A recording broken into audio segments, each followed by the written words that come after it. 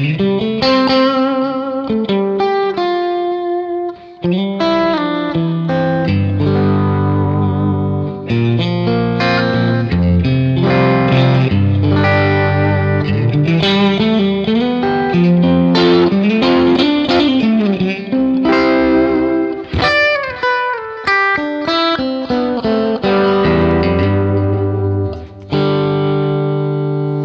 folks, how you doing?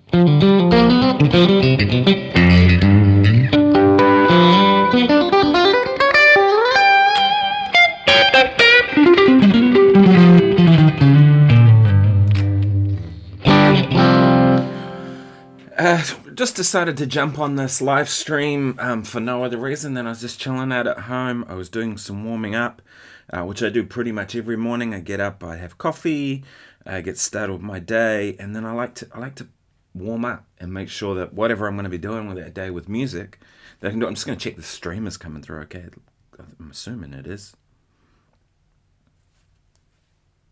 I'm just going to check the stream is coming through. Okay. Hey, I'm assuming it is. That's a good thing. Yeah, so jump in the chat if you've got any questions, because, you know, I'm going to answer questions today. I'm going to play. I figured this time would be better for those in the US who, unfortunately, my normal Monday night live stream, probably not great for people. Juan, how are you, mate? Thank you for joining me. What time is it there in Colombia? Probably ridiculous o'clock, I'd imagine. You know, the time is, Monday nights seem to work pretty good for me, but I realize that, you know, it's like the middle of the night for those in the US. So maybe you finish the gig and you get home and you kind of want to just chill and listen to me talk shit. Oh, 5 p.m. in Colombia. Perfect.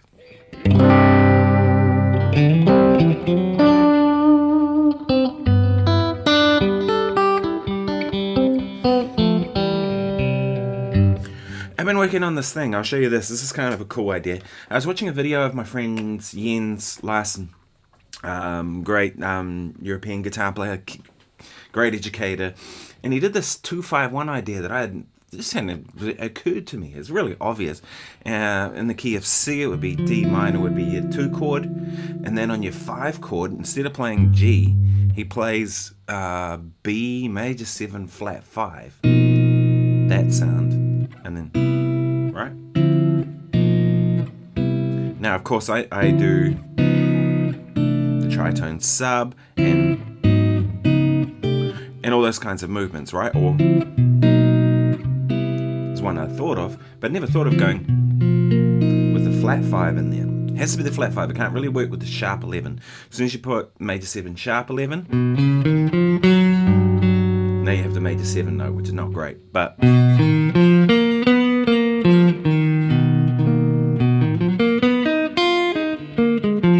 that's a cool sound.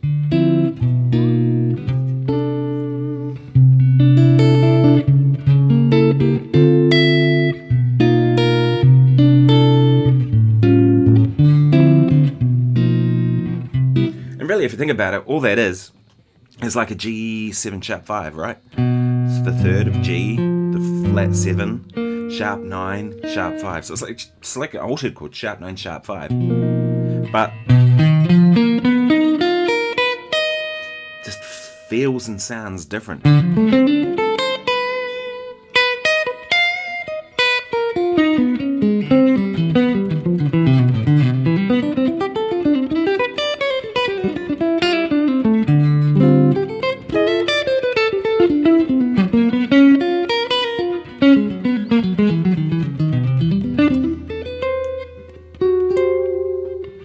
Yeah, it's a cool sound. I really like that. And I was like, man, I got to get that one under my fingers. Very modern kind of jazz sound, and I wouldn't use it if I was playing something kind of old school, but for a fusion-y thing, it could be really cool for something kind of modern jazz, like a Kurt Rosenwinkel type scenario. I'm going to try moving this mic. Hopefully it doesn't give me trouble. This microphone is a bit freaking touchy. But I think it sounds better if it's closer. How's that? I'm going to play a tune. I found this track. This is fusion guitar backing track in F sharp minor. I always like to start live streams by playing Because I find with so many things on YouTube is that people have opinions about stuff, and unless I actually respect what they can play, I kind of just switch off to anything they're saying. It's just how it is, because if they can't do the thing they're talking about, then it's just a theory. And who knows that their theory is right. So I'm going to start just by playing a track. Just why not?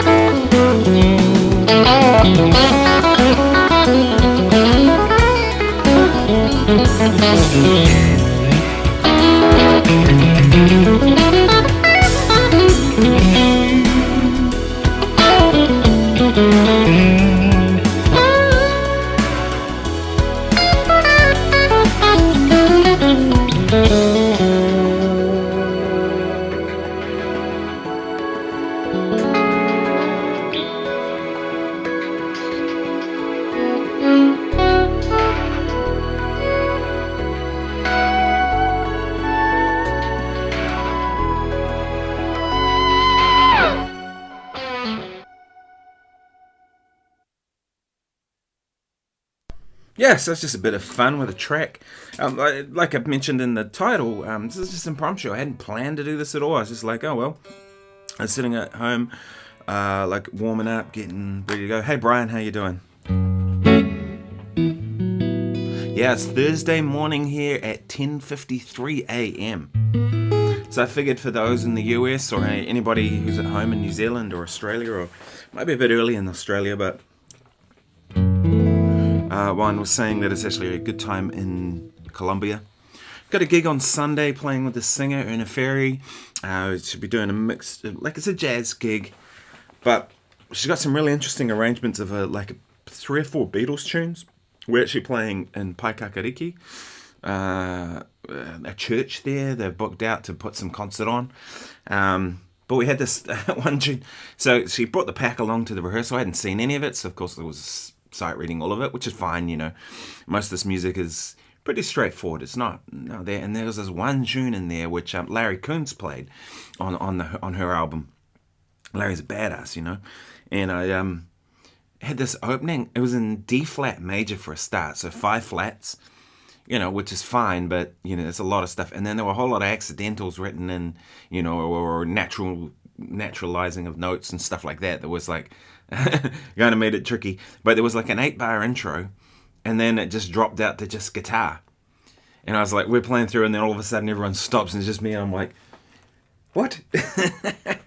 But it was a bossa nova, like a quick bossa actually. It was like a.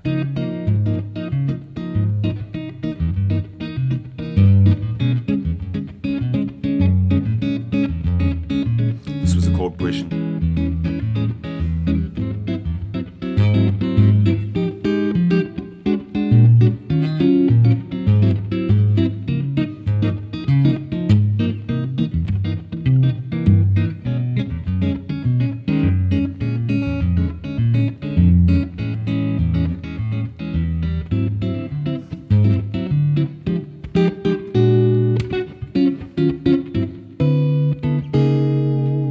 Was that sort of progression, but it had this really unusual opening line.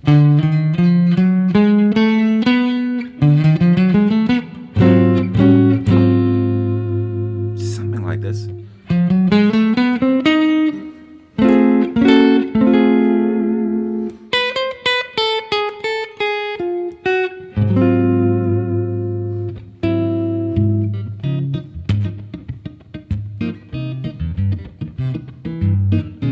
Very creative Thursday morning, yeah. I'm actually gonna write some music today. Like I've been sitting down and just writing tunes lately. I want to get a new album out soon and done. So my concept of it is to just write a heap actually and see kind of where things go. I did start writing an album, some new stuff, maybe 5 or 6 years ago, sort of more funky kind of stuff, and then that kind of got held up by the whole COVID situation and lockdowns and all that, and kind of lost momentum. And now I'm kind of thinking, well, I sort of feel like I've moved on from that music. That music was then, and I'm in a different kind of space of what I'm hearing now. Not that I'm not going to use that music, because I probably will. But what I probably will do is kind of use those as demos, what we started to record, and then keep writing some new stuff, and then I'll probably come up with, if I come up with say 50 tunes or something like that, I'll choose the best 10 out of them, and then kind of re-record it all, put a band together, do all that kind of stuff. So there's consistency across it, that it's not, you know, that stuff will sound a certain way. If I recorded the next lot of stuff, say, even with the same drummer, you know, different room, different microphones, different placements, it just sounds different. It's going to sound weird. So, yeah, so that's the plan. So what I do is I actually, I keep a couple of notebooks on my desk here, and I reach them. This one here, little one, ideas. And I'm going to have to transfer some of these, because some of these have been done on paper. And sometimes my ideas just look like this. Oh, ignore that crap at the bottom. Is it going to focus? That's all it is. Just a little chord progression like that. So I don't even remember what this was. That's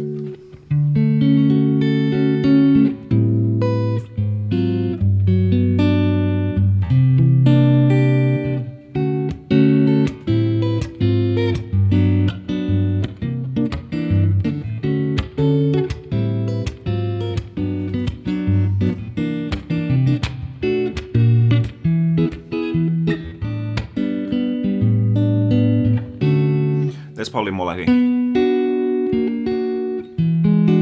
slower, right? But you can see that's just a little idea that I was messing around with. And what I do a lot of times I put a drum loop on and I'll just put them into Logic. Here's one of my tunes. I actually just wrote out the chord progression. Hopefully that's going to expose properly. And I was thinking about actually asking Rob Harris to play on that one. I talked to Rob about a while ago about doing some guitar parts on tracks. I talked to Mark Lettieri a while ago about playing on some tracks of mine. Adam Goldsmith, people like that. I mean, I'd love to have Juan Das play on stuff. Simon Peter King, people like that that I know that whose playing I really like and admire, and kind of would be nice to have,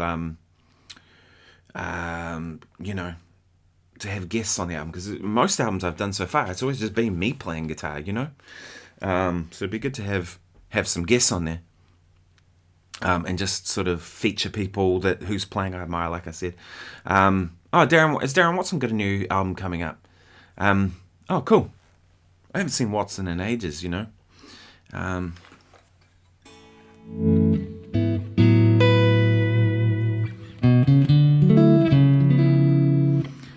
Oh, awesome. Oh, well, there you go. Oh, we'll have to get you on it one.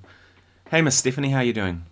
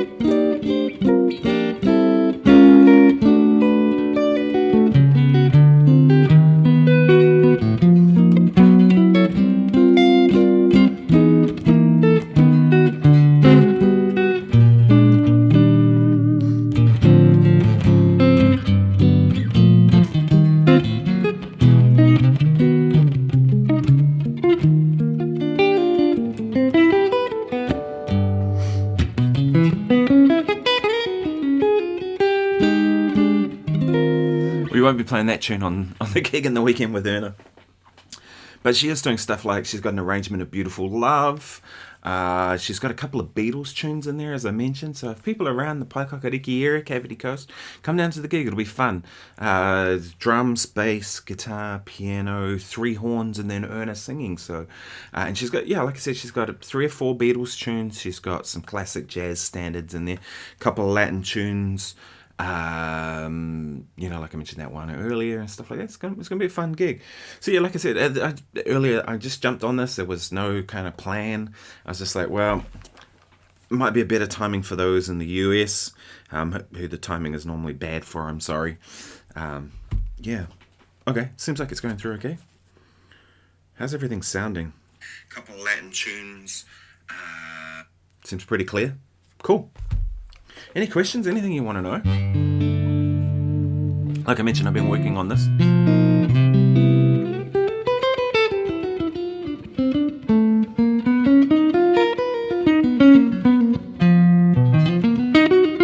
I've got to stop playing Lydian. It's not Lydian, it's major 7 flat 5.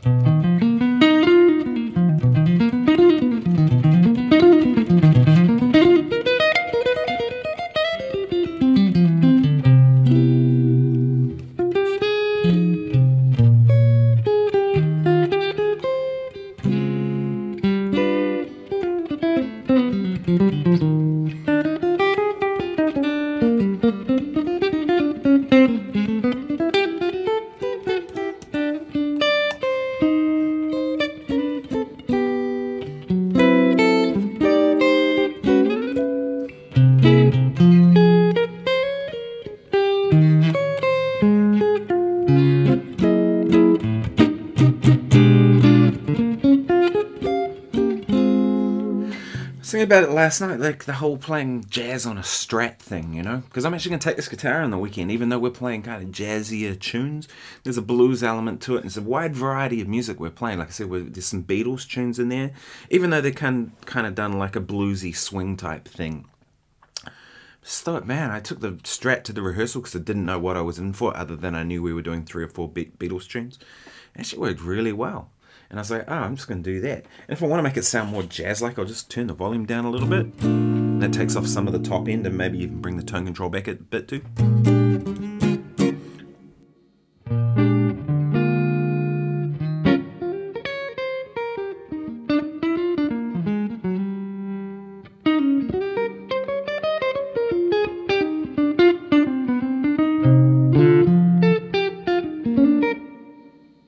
I just turned my microphone off because it's picking up all that. You can see, like, I can do that. Oh, thanks for joining me, man. Have a good day.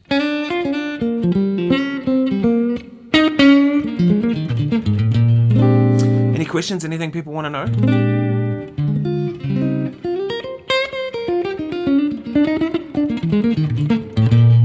Any suggestions for stuff I should do in like proper videos too? There's stuff, you know, is there stuff there that I can cover?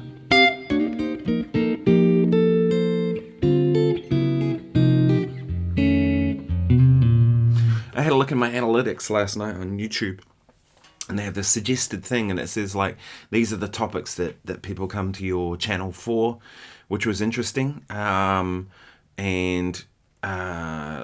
stuff like that. It was sort of, yeah. Miss Stephanie says, who is one of your favourite artist musicians you have played with? Good question. Chris Kane is one of the first people who come to mind. Every time I play with Chris, it's always just a joyful thing, you know, playing with that guy. It's just so musical and so uplifting to play with Chris. It's probably the only way I can kind of think it. But playing with Mike Stern was definitely a career highlight, you know. That guy's a badass, and just... he's in music for the right reasons, you know? Like, we would get up in the morning and whichever hotel we were particularly staying in, Mike would always go for a swim because he was, you know, it was part of his routine. I would have to have coffee and breakfast. And then we would meet up usually in his hotel room, and we'd play music for like 3 or 4 hours every day. And just playing tunes, you know, and just like trying to get better.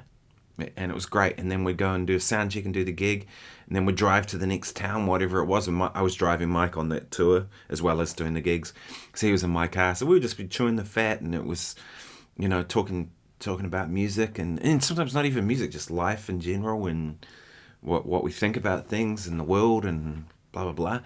And then you know, we get to the next town and do the same again, and it was awesome. We did that for about a week or 10 days, whatever it was. On that tour also was Joey Defrancesco. that was kind of interesting because he wasn't an overly friendly guy at the time. He was sort of doing his own thing. He was nice to us, he was cool to everyone he was playing with. But Joey was more. I mean, he had his wife on the tour, so they were off doing their own things. He never ate with the band. He never kind of hung out with us at all. It always just he'd do the gig and then he'd disappear and they'd go and have dinner somewhere. And I mean, I think for him it was as much a holiday as it was about the playing. Whereas for Mike, it was like he was here about the music, you know what I mean? It was just awesome. That was one that comes to mind. Kurt Elling. Kurt Elling is ridiculous, And we had some good hangs too, I remember going to a Japanese restaurant and just having sake with him all night. And it was awesome. We were just chilling, hanging out. And yeah, he's such a great guy. To be honest, most of the times the best experiences I have with music, they're often not just about the music. In fact, that's only a small portion of it.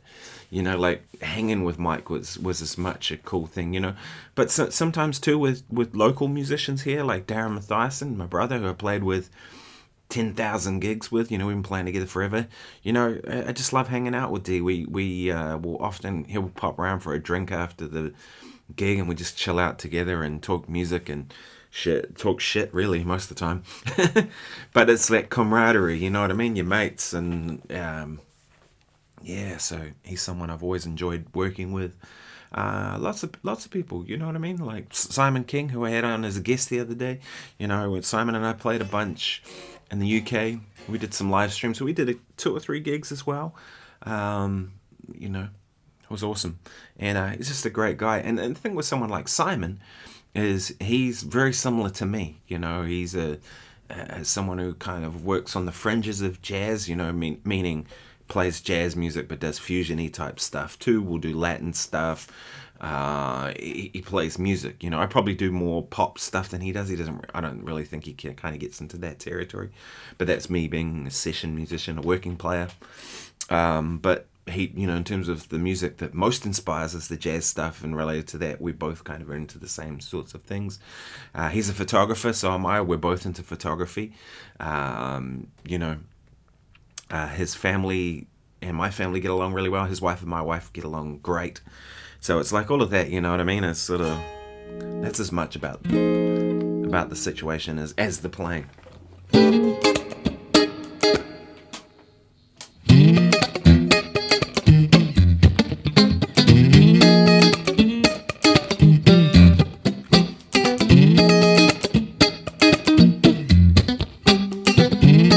Actually, I know what I'm going to do. I was playing around with this yesterday. There's some... What did you've learned from... Oh, what did I learn from Mike? Heaps. One song that we played every day... Well, there's 2 songs we played every day on that tour in the hotel room. One was Giant Steps and one was All the Things You Are. He was really particular on like really trying to get inside those tunes. So we played those sometimes, like we played Giant Steps for an hour sometimes, and he'd play and then I'd play. And Mike actually carries a little notebook around with him everywhere like this, this sort of size in his bag or whatever. And I'd play something and he'd write it down, and I was like, he's writing down my ideas. It was crazy, and he'd ask about things and I was like stealing stuff for him. I wasn't writing it down, but I was doing it.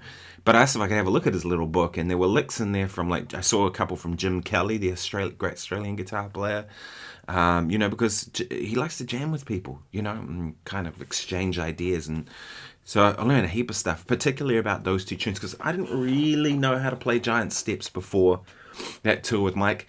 Like, I knew it. I knew the melody. I knew the chord progression. I knew how it worked. I could get through it, and I could play it. But I never really felt like I got inside that tune, like to make it work. But doing it every day with Mike and having someone just kicking your ass like constantly, you learn real quick, so I'd say that, I learned kind of about rhythm and pocket from him in a lot of ways, the way he plays it. He plays super light, and so I'm always thinking about that, like, right? Miss Stephanie says, what was it like playing with Ronan Keating and Delta Goodrem, I guess you mean? Yeah, great, actually. They were both really cool. Completely different experiences. Both of them I played with on Dancing with the Stars when I was in the house band on that show. For the first 5 seasons of that show in New Zealand, they had a house band. And nowadays, the last 2 seasons, I think they've only done 2 more. It's all pre-recorded band, and it sucks. The whole show looks crappy, but don't get me started on that. But nonetheless, it was a live band, killer band. And so with Delta, when she came on the show, she's beautiful, by the way. You know, like when she walked in the room, she just had this presence about her that you just went, yeah, she's a total babe, you know. And she had this kind like almost royalty sort of thing about her, you know what I mean? Very cool. But she was friendly. She came over. It was kind of a different experience than I've ever seen before working with her, because she had a music supervisor with her, and it was this dude who was like in control of the music. You know, he'd come around to people and start telling you what to do, which is bizarre. He never told me what to do. Like, obviously they were happy with what I was doing, but like he was constantly telling the drummer to change things that he was doing. Like he'd be playing something on the hi-hats and he'd go, no, don't do that, do this, you know. It was kind of weird, you know. And some of this guy's decisions weren't good ones. They were like, okay, that's a bit lame. But she had some pretty big requests for the band too.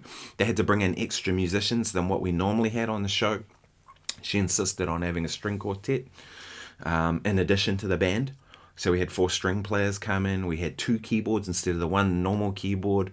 And then, of course, she played piano and sang as well. But it was good, you know. It was like, she was pretty easy to... The music was easy, you know. It wasn't like... there was no challenge for the band. So I think we looked at it. We played it through once before she got there. Because the way that show worked was on a Monday we would get together at the studio. Everything was set up, ready to go. We could walk in. You'd walk in, and on your music stand was a pack of the new charts. And there was usually about 10 new charts plus the kind of hits and stings that you played, you know, the little bits that like going to advert breaks and stuff like that. But there were maybe 10 new charts. Some of them were only a minute and a half long, depending on how long the dance was. So there were different edits of those songs. A lot of them were reorchestrated because we only had an 8 or 10 piece band, whatever it was. And, you know, we'd have to do things like, I remember doing the Gladiator theme, you know, which is like a 120 piece orchestra with 10 percussionists. So we had to, you know, try and make it sound as big as possible with stuff like that. But yeah, I remember getting in there. Her chart was on the stand, had a look at it, and was like, okay, this is going to be fine. And then the band played it down. MD was like, yeah, I'm happy with it. And then the next day she arrived for filming. We played it once, maybe twice with her music supervisor going around, and then played it live on the show. That's how it went, you know. She was cool. With Ronan Keating, it was a little different because that one the song he did was Time After Time, the Cyndi Lauper tune. And he just came in. He's a really short guy. He's only about 5'4", if that, maybe 5'6". So you know, when you see people on television, they look quite different than they often look in real life. But he was super nice, you know. He came over and chatted to everyone, and he was like, there was didn't feel there was any kind of ego with him. It was just one of us, you know what I mean? But Time After Time had a lot of guitar in it for me to play. So I'd actually like to get the video for that one. To see it again after all these years, because I played nylon string guitar, and I basically had a 8 or 16 bar solo, I want to say, in the middle of the song, and then there were a heap of fills all around his vocal, so he'd be singing bits and I'd have to play these lines. That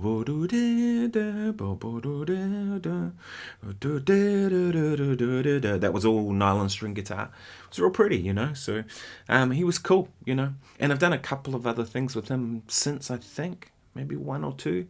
We're just backing him and amongst a bunch of other things, you know. Yeah. Yeah, exactly. So Miss Stephanie says that's true. There's probably a lot of different types of music you have to play because of the different dance styles. Exactly. Yeah, that was the thing with that gig, you know. It was, you had to have versatile musicians, and you know, I had about 10 instruments there, and I used them all the time, like stuff that I've still got here. There was a lot of nylon string because we did a lot of Latin stuff, as you would expect with dancers. So I played nylon string on at least 2 or 3 songs every show. So there'd be Latin stuff, occasionally classical. That was sometimes the hardest stuff to cover because, you know, if it was like more a classical orchestral thing, kind of hard to do. I had guitar synth. I had my Porritt Smith, that one, I used that a lot. I had another Porritt Smith, a hollow body that I used. I had my John Scofield guitar. I had my Les Paul. There were a lot of rock stuff as well, you know. A lot of songs that would be interpreted differently to make them more like a dance-friendly type thing. You know, you'd have stuff that, like, it might have been in 4/4 before, but they wanted it in 3, so the dancers go 1, 2, 3, 1, 2, 3, but so you often had to adapt things. Often, excuse me, I need some water. Often different versions of songs, so like DJ remixes of stuff rather than the originals. I guess because they're more kind of dance friendly, you know. Yeah, it was a great gig. It was one of the best gigs I've ever done because we got paid well.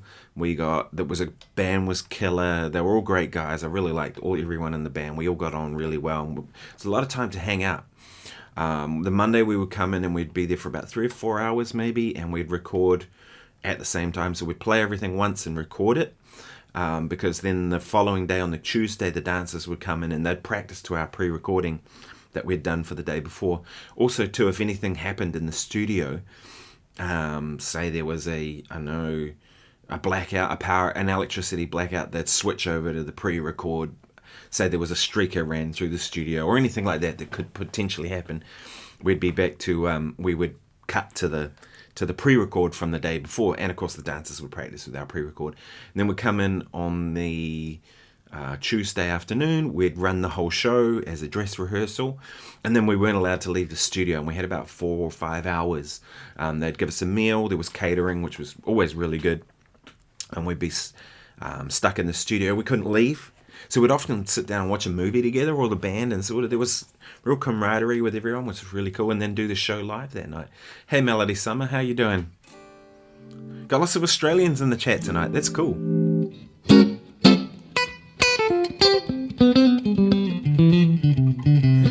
But yeah, it was a wide variety of music, and that was one thing that I appreciated, because I've done a lot of, like theatre shows, for example, are quite different in that doing a theatre show, you play the same show night after night, and the idea of that is you just get a little better at it every night. That's what I try and do. I just try and tighten up the edges every time, right? But a show like that, it was different every week. We never played the same music other than the intro to the show, which we played as the host came down the top, around his little God platform, that's what we used to call it, and I walked down his stairs to the middle of the room. Yeah, but we had some funny ones. There was definitely some stuff that went wrong. There was one point, they said, it was like the final of one of the shows, they said, we're going to have some fireworks here. I was like, okay, cool. There'll be some explosions, but don't be alarmed, they're only going to be small. And we're like, okay. It wasn't small at all. Saxophone player just about smashed his teeth out because he was playing, and he went like that, and he kind of jumped and banged his mouth, you know, which could have been really bad. Luckily it wasn't. But, you know, it was pretty loud, and I got a fright with one of the explosions that happened because it was like this far away from me. They hadn't told us where they were or anything. You know, if I'd moved over like that, it would have in the face. Classic New Zealand. You know, safety rules don't exist, at least not back then. But I'm playing and I'm like, you know, this loud explosion happened and I just went with this huge power cord with distortion. So I'd love to get a copy of that show and see if I could spot that one. You might not even hear it amongst all the explosions, but it totally freaked me out. But yeah, that was kind of funny. And there was one show where we had to go to the ad break, and what we'd often do is we'd play one of the songs that was going to be done that had already been done earlier. You know, we'd play like maybe a loop of say 4 or 8 bars or whatever it was. But we did this. Half the band had got the memo about what the song was going to be, and half hadn't. So we going into the ad break, half of us played one song and half of us played another at the same time. And it was the crack up thing was they shot the band and then they kind of panned the camera around to the celebrities, you know.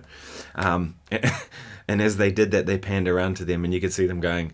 They're going like this, like pretending they're really, and then you could see them go. Their expressions just totally like dropped off. You know, they were like, "What the heck is that crap?" Because we're playing 2 different songs, you know, and yeah, pretty funny. It wasn't like tragically bad. Like, it was bad for maybe about 8 bars, and then people figured and they were doing the wrong thing and stopped and found the right chart or whatever. But it was still pretty funny. Yeah, but that was a good gig, 5 years of it. 5 seasons that I did, at least anyway. After that, it kind of stopped. It got replaced by MasterChef. Yep, good old TVNZ, right? Take away the New Zealand produced content and put a show that they can just buy because it's cheaper. That's what happened. And then it disappeared, and then about 10 years later they bought it back, but it was bought back by TV3, not TVNZ. And of course they did it on a really low budget, and the tracks were pre-recorded, and the whole thing sounded and looked awful, and it flopped big time. In 10 years, it's been too long, you know what I mean? The time had passed. When we did it, it was the most successful show in New Zealand television, apparently. On average, we would get about 1 million viewers. In a country of 5 million, it's 1 in 5 people were watching the show. When you think about little kids or elderly who are not going to watch that sort of stuff, like, that's a big portion of the country, So it was great.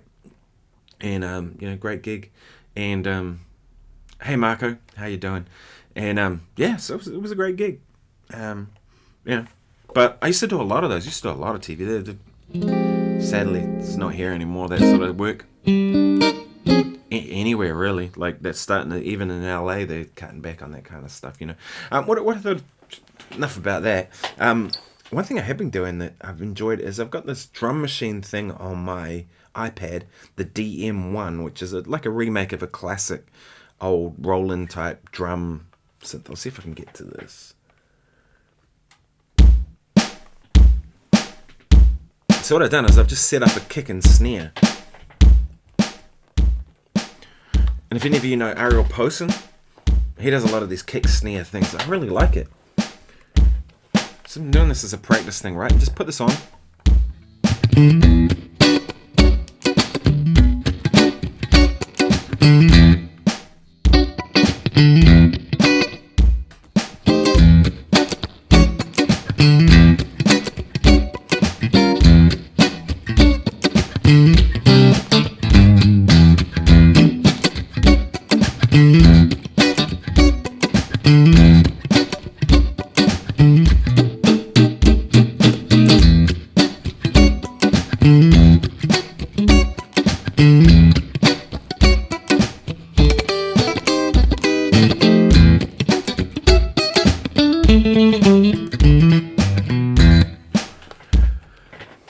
That as a practice thing. To me, it's more musical than a metronome, because at least you've got some kind of feels different. And so I really like doing that rather than just a metronome. But because there's no subdivisions, I'm having to still kind of take control of that. Miss Stephanie says it's like that over here. The Australia version is now just pre-recorded and nothing like the live version. Sucks, eh?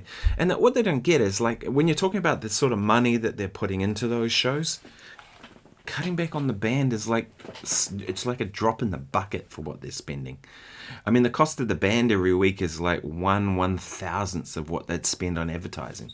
And it's just so much better. But you have these people in control of this stuff who don't know anything about anything. The bean counters who are kind of looking at it going, well, we can save 10 grand by not having a band on the show. Well, yeah, but it's so much better. And the thing is, like, that 10 grand is good money spent because more people will watch it if it's better. You know what I mean? Crazy, isn't it? Yeah. Marcus has really decided to really knuckle down and improve my fretboard knowledge. Awesome. Great idea, man. I just saw Rich Scholl put out a video today about how to learn the fretboard. I haven't watched it yet, but it's a really good thing. The more you know the instrument, the better. I started on with a new student last night because I've started taking on some more students. So if people want lessons, hit me up on Facebook or Instagram. My website's just about done. It's up and running, but I haven't done the mail part of it yet. But hit me up if you want to come book in a lesson. If you live in Wellington, you can come round, or we can do online. But I had a new student start the other day, and he's kind of more of a metal player. And he said, "Oh, you don't really play metal, do you?" And I said, "Not really. I've done a little bit of it over the years. I've done some sessions doing it." But I said, my goal is to teach you how to play the guitar, right? You do what you want with it. You can play metal, funk, blues, whatever. But if you know how to, yeah. That's kind of my goal. So, yeah, knowing the fretboard is a good one. Tips on memorizing and familiarizing. Wish I'd done it years ago, as it's seriously been holding me back. Yeah, maybe I should do a video on this, like a proper video. But one thing you can do is, like, this is a really good way to kind of get to know your notes on the fretboard.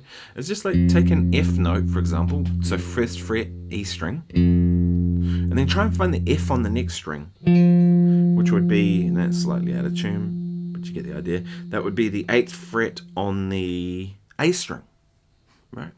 I hate thinking numbers. I find that so confusing. But that's an F, right? And then this is 3rd fret on the D string, 10th fret on the G, 8th fret on the B string, 1st fret on the E. Whenever you have an open string, just play an open, right? But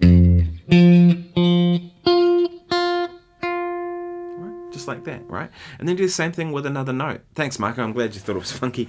Do the same thing with C. G.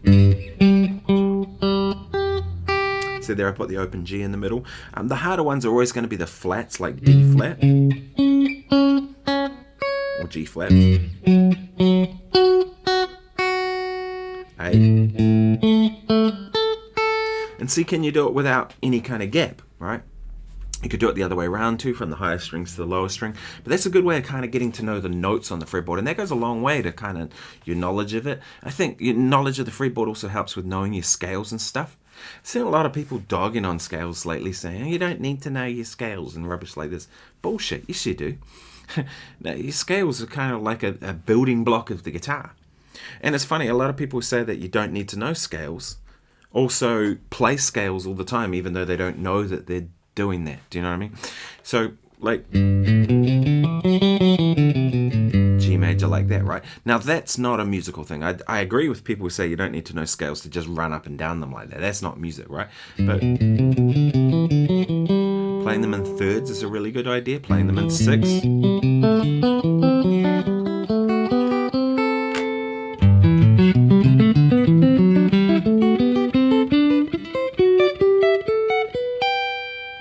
And do it in all keys, you know what I mean? Like, make sure you really know.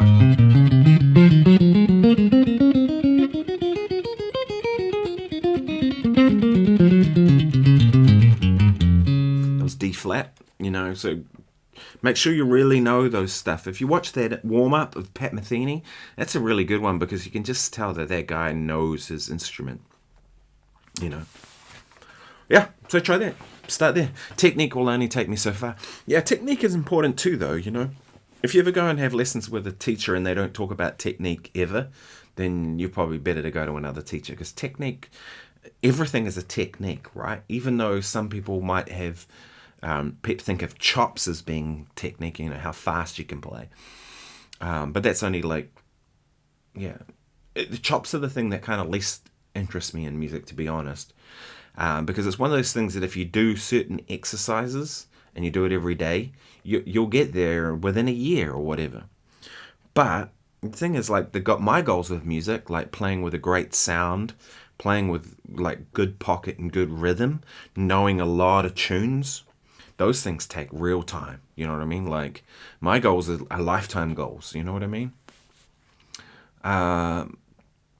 Melody says, is that a particular app? Sounds great. Yeah, it is. It's one called DM1. I wonder if I can do this without making a horrible noise. So, and it's basically a step sequencer. So you can put like, there.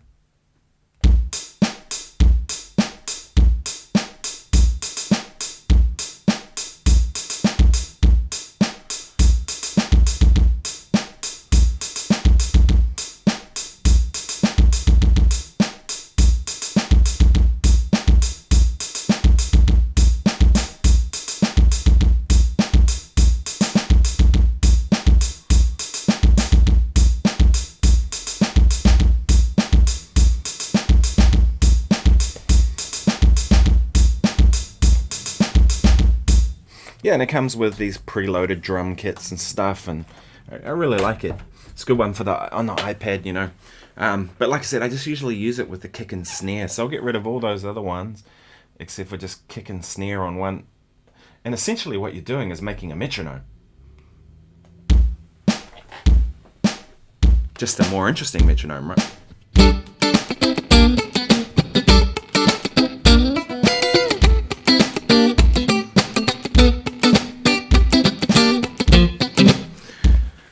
Yeah, so that's a good app. I know scales and arpeggios by shape, but couldn't tell you the notes, etc. Yeah, well, that's the next thing to do. The other thing you can do too is if you want to get to know the notes of things. So you play a G major scale, just go G, A, B, C, D, E, F sharp, G. You know, and just start doing that, right? And playing, like saying the note as you play it, and that'll sort of reinforce that that's a G. And that can help you to get to know the fretboard better. Hope that helps. Melody Sumner says, I keep wanting to say Sumner like Andy Sumner. Like Gordon Sumner, sorry, as in Sting. Melody Summer says, I was wondering if you could give any tips in regards to deepening the pocket and time awareness. For sure. At the moment, I've been trying to uncover my rhythm blind spots with listening back to recordings. Yeah, I mean, playing along to things like that are really helpful. There's a couple of apps you can get which will really, really change things, I think, for you. Where are we? So you have your metronomes, right? Metronomes are great. I find like anything that's more musical to be better, right? Playing along to recordings is one of the best things you can do, and try and match that part so you're absorbing that person's feel. I couldn't tell you how many times I've played along to Rock With You by Michael Jackson, Sir Duke, Stevie Wonder, or Superstitious, or Master Blaster. I've played along to those thousands of times because those are groove I want to absorb in my playing. And because groove isn't like metronomic, right? It's about how you place things within beats to make it feel a certain way. So play along to recordings, that'll go a long way. But in terms of like a couple of things you can do with apps, there's a really good app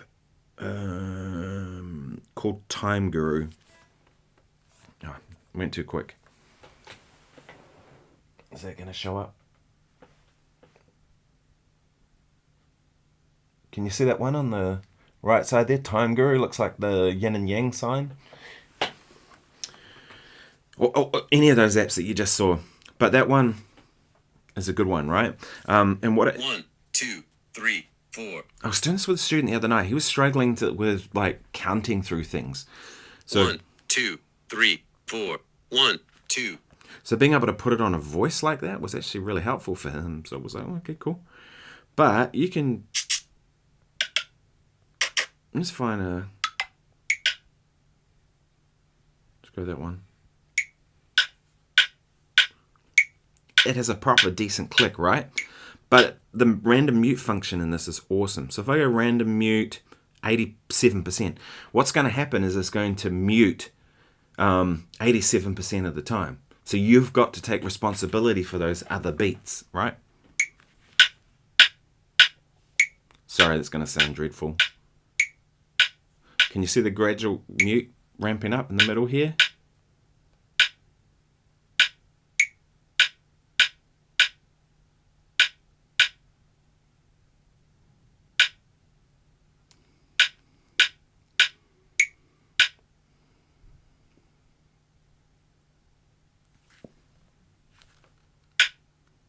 Right, and you can see by the time you're at 87%, like most of it's muted, right?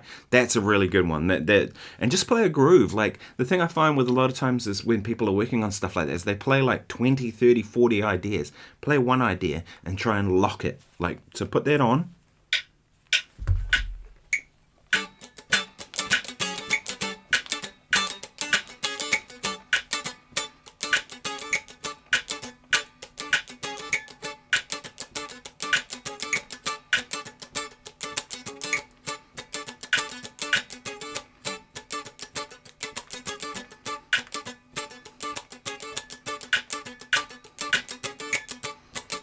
You can see I'm just going to play along to it until it's muting and kind of taking responsibility for that.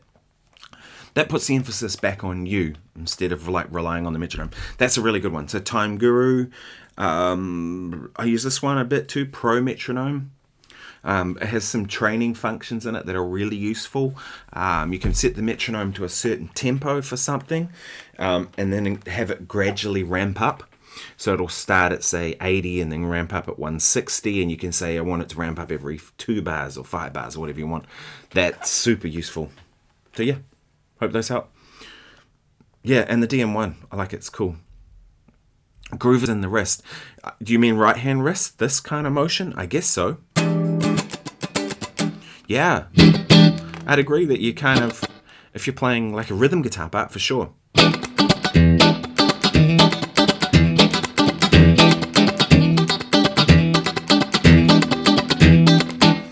Catfish Collins has nothing on NG. Man, I wish that were true.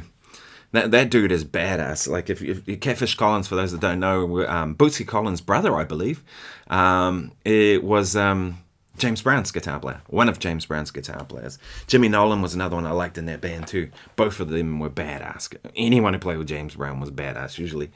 Yeah, for me it's like those are my goals more so than chops, right? My main motivation is to get up to scratch, to be confident enough to turn up to open night jam sessions. Yeah, that's a good thing to do. One thing to do if you want the confidence, and this is something I did when I first left music school. One thing I did was I went out to a whole lot of gigs, including jam sessions and stuff. And I took a little notebook, because with no phones then, but I made a list of what songs people played that night. And if I didn't know, I'd go and talk to the people, because that was cool too, And I'd go and talk to them, and I'd be like, hey, what was that tune you did in the middle there? And it was funny how sometimes people didn't know. I remember distinctly talking to Chris O'Connor, a great drummer in town. And I was like, what was that tune that you were playing? It's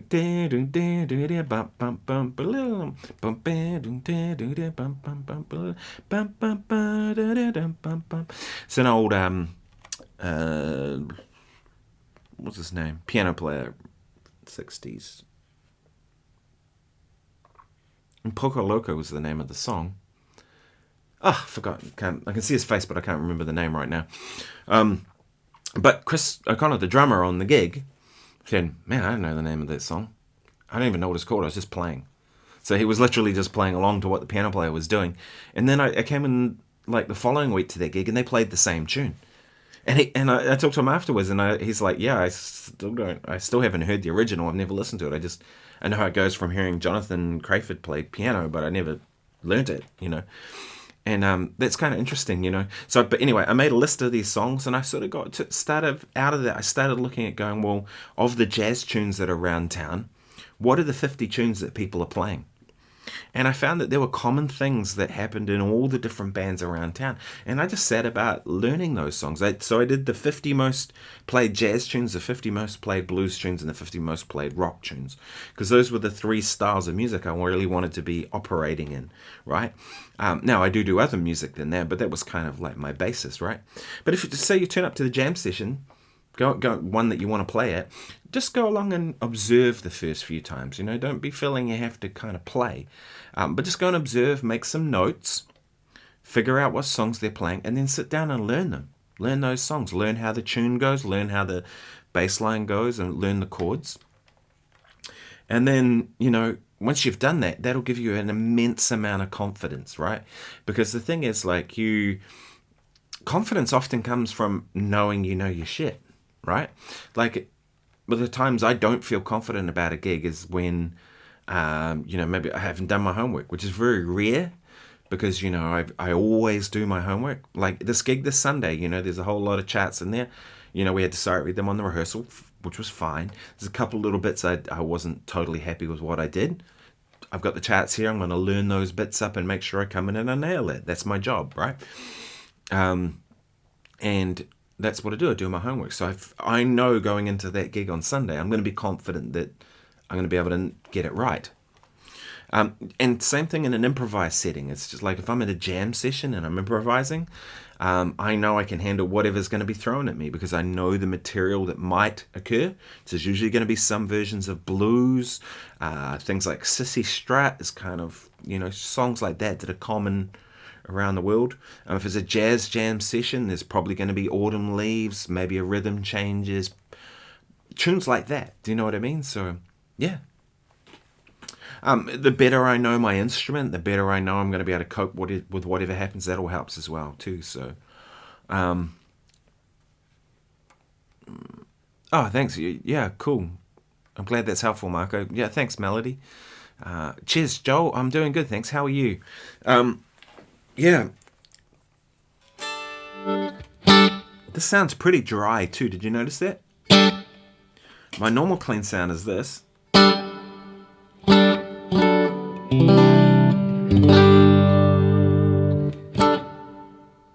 3 second-ish, 2.8 second reverb. And this one is a 1 second reverb. In fact, it's actually the same reverb, but I just shortened it.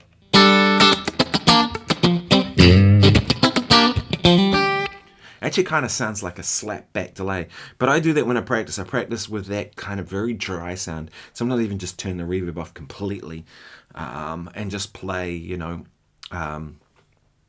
I find that that's the best way to practice, because you can't make a sound like this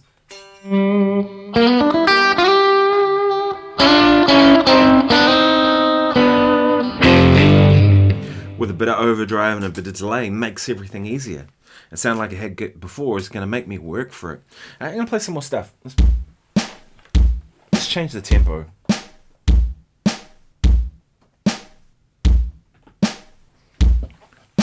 "77 beats per minute."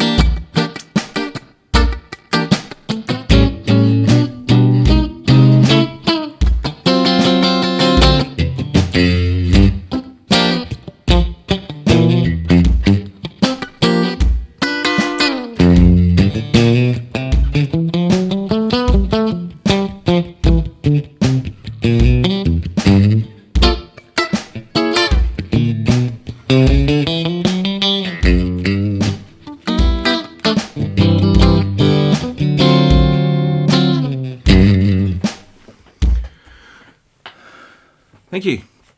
Are there any particular chord solos that you recommend transcribing or playing along to? This is from Melody Summer. Trying to get more rhythmic chordal vocab. But by chord solos, do you mean like chord progressions, or do you mean like solo guitar chords, or do you mean like chord melody? Like something like where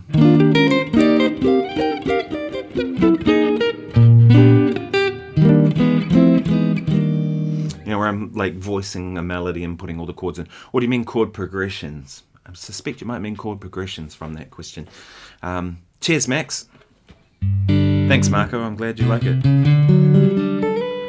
Big thing about groove, especially slow tunes like that, is like not rushing the beat, I felt a couple of times there were certain things where I was sort of adjusting, and because it's sometimes too with groove, it's adjusting, you're adjusting your things to make it feel a certain way. But the tendency for a lot of people is to rush. That's why I put a slow tempo on, like 77, like that. That'll really kind of tell you what you do with where your rhythm's really at, right? Because when you're at a faster tempo, it's sort of easier to lock in, right? When you get slow like that, there's so much room around every note that where you place it becomes super critical. Marco suggests learning Misty. Yeah, it's a great tune. I find too, a lot of times tunes like that, I like chord melody, like George Benson and Wes. I mean, both of those guys really. Wes was really the king for me of chord melody. It's probably the guy I stole the most stuff from. Yeah, heap of stuff. Days of Wine and Roses.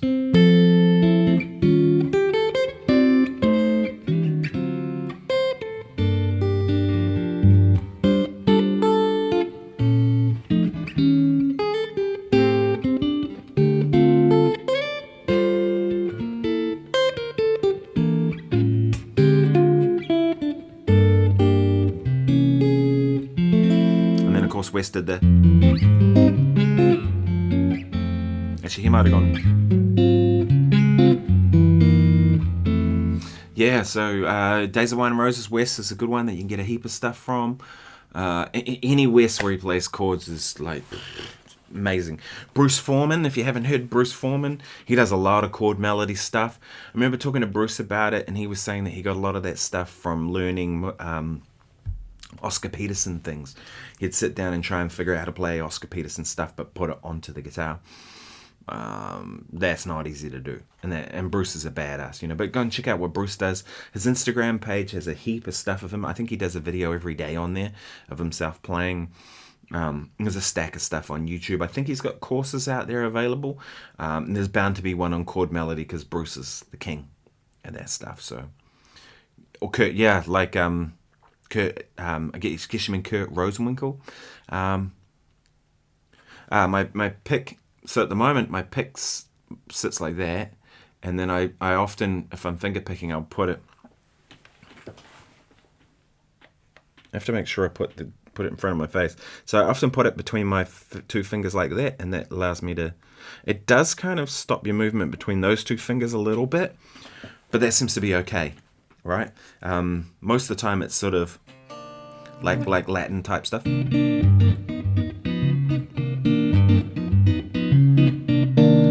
And I can still finger pick, even with my pick in there. And then the thing is I can bring it back just as quick. And I actually practiced that for a while, just doing that motion of getting the pick between the fingers and the thing. And, you know, yeah. Yeah, Bruce Foreman, though, definitely someone I'd recommend for any kind of jazz guitar stuff. He's ridiculous. Marco says, any tips for where best in a blues progression to fit diminished lines? I can hear it in my head, but I struggle to make it convincing when executing. Check out Robin Ford. He's the best guy at that kind of stuff, putting the diminished into blues and doing it in a way that still sounds like the blues. You know, it doesn't sound like it's become a jazz thing. It's still, you know, he's the king of that. There were 2 Robin Ford DVDs I had back in the day. I still have them. I haven't used the DVD in a while, but he talks about using the diminished over the flat 9 chord, particularly on a 5 chord in those. Check him out. I think it's called The Blues and Beyond, or Beyond Blues, or something along those lines. Got a purple cover. That one has got a heap of stuff about using the diminished. It's probably on YouTube, so... hey folks, I'm going to have to go. It's been 1 hour, 7 minutes. I try and keep these to 1 hour as usual. Thank you so much for joining me. This was just an impromptu thing. I was like sitting at home. I was watching Ben Shepherd's live stream, and I was like, I probably should do one of my own, because it's the time that I do it, usually on a Monday night, is not particularly great for those in the US. And a large part of my audience is the US. Like, I think last video on my analytics, it was like, was it maybe 40% of my people that watch this stuff are from the US? Let me have a look. Audience. Is it going to show me? Geography. So in the last 28 days, it's been 28%.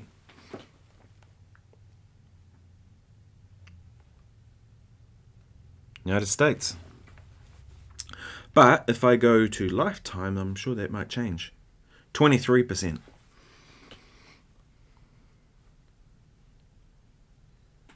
So yeah, it's cool. You know, so that's why I thought, wow, I should do one for the daytime that suits people there. Oh, at least you made it. What time is it in London?